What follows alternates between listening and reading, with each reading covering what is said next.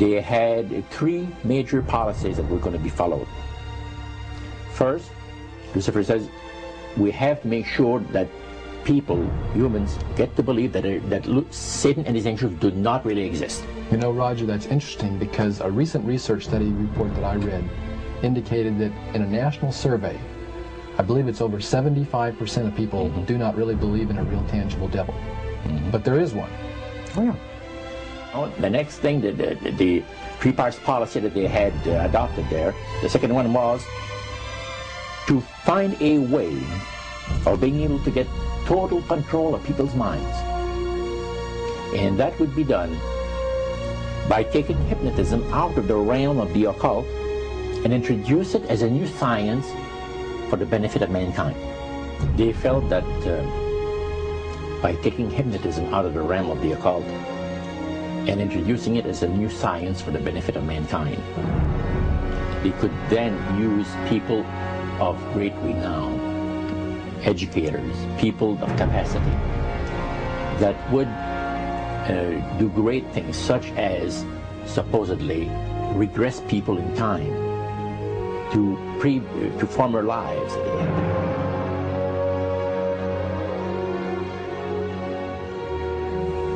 And of course, after the session is over, the person would not know a thing about ancient history. And the person she or he has talked about performing, certain deeds, let's say 3,000 or 4,000 years ago.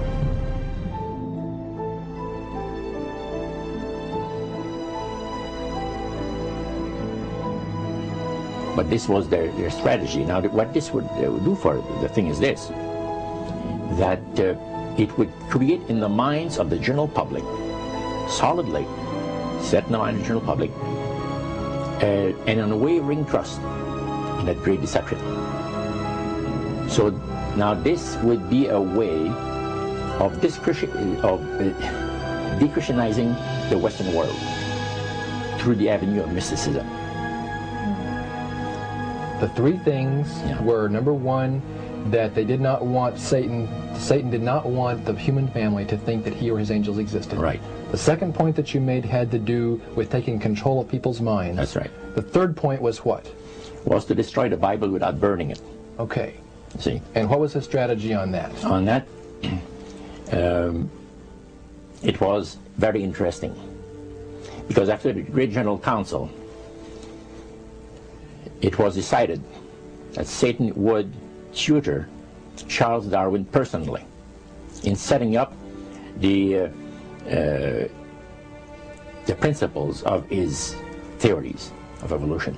He was tutored by Lucifer himself, fallen Lucifer. And at that time, it was understood, Satan and his spirit counselors understood, that if a person was led to believe in the theory of evolution, it would, in his life, destroy completely the creation week of the Bible, the fall of man, and the plan of redemption. It would do away with it. Anyone that teaches a theory of evolution is considered to be a minister of a great religious system. And he said that every teacher of that theory is recognized by the spirits as a person of great value and receives a very special unction from Satan himself, giving great power to induce spiritual blindness, to convince and convert. Three capacities.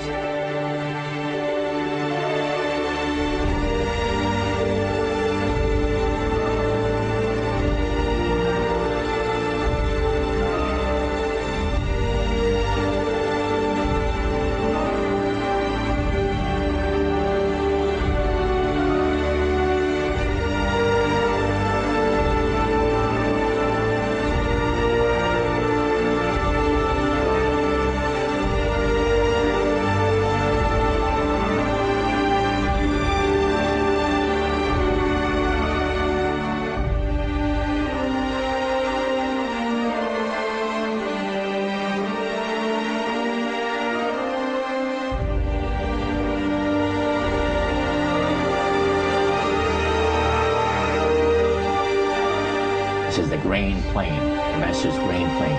for harvesting the nations, for harvesting the multitudes of the earth into his cause, just before the close of the great controversy between the forces of good and evil. It's going to be done in a unique manner. This grand plan is going to take people are going to eat the stuff, because it says spirits, demon spirits, will declare themselves to be inhabitants of far distant planets in the galaxies that are coming to warn the inhabitants of planet Earth of the impending destruction of the planet, unless something seriously proper is done to avoid it.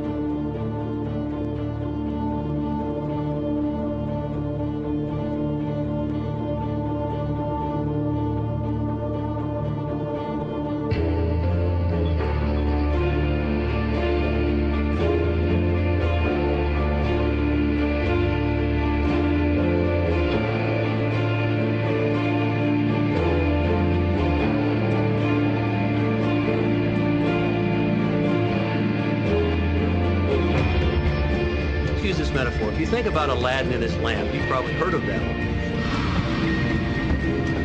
The genie always says one thing. Your wish is my command. You know, the universe is this great genie, and your conscious mind is Aladdin. It formulates the intention of what you choose for your life.